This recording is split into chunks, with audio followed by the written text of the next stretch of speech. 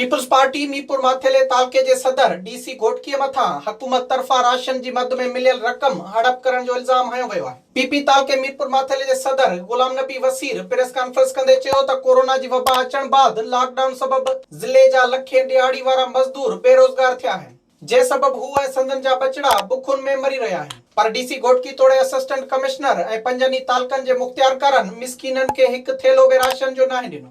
ही मर्द सिंध माण्हू रखिया अथनि पंहिंजी इंतिज़ामिया पंहिंजी मर्ज़ी सां। जॾहिं त इंतिज़ामिया जो फ़र्क़ु गवर्नमेंट सिंध इंतिज़ामिया ते इहो भार रखियो आहे त ईमानदार सां विरायो।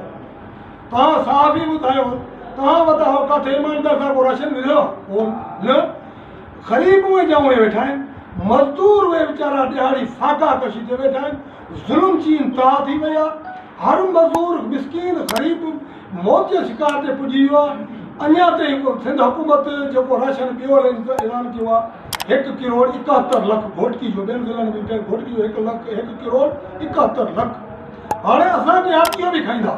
हुन चयो त सिंध हुकूमत तरफ़ां राशन लाइ ज़िले इंतिज़ामिया खे 2 करोड़ रुपया मिलिया आहिनि, जॾहिं त असिस्टेंट कमिश्नरनि जे मार्फत ज़िले जे मिलनि, पेट्रोल पंपनि ऐं ॿियनि वापारियुनि खां राशन लाइ लॻभॻि 4 करोड़ रुपया वसूल कया विया आहिनि। उनखां सवाइ ज़िले जी मल्टीनेशनल कंपनियुनि खां बि करोड़े रुपया वरिता विया आहिनि, पर ख़बर नाहे मिलियल एतिरा करोड़ डीसी घोटकी ख़ालिद सलीम तोड़े रेवेन्यू जे तालके जे ऑफिसरनि केॾां कया आहिनि। हुन चयो त पीपीए खे बदनाम करण जी कोशिश कई पई वञे।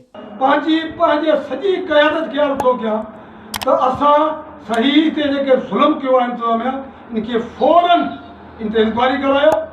ही राशन जो बि विरायो आहे कंहिंखे ॾिनो अथनि, तव्हां इंक्वायरी कयो। ग़रीब तूं उहे वेठा आहिनि, मज़दूर उहे वेठा आहिनि। ही राशन काॾे वियो ऐं ॿियो राशन काॾे वेंदो। संदसि वधीक चवण हो त 2 करोड़नि बाद राशन लाइ सिंध हुकूमत ॿिया 1 करोड़ 70 लख रुपया ज़िले लाइ मोकिलिया आहिनि। लॻे थो उहे बि हड़प कया वेंदा। हुन वॾे वज़ीर खे अपील कई त घोटकी ज़िले इंतिज़ामिया ख़िलाफ़ मिलियल फंडनि बाबति इंक्वायरी करे मिसकीन ऐं मज़दूरनि खे राशन पहुचायो वञे। विज़िट कयो अवामी आवाज़ मीडिया ग्रुप जी वेबसाइट awamiawaz.pk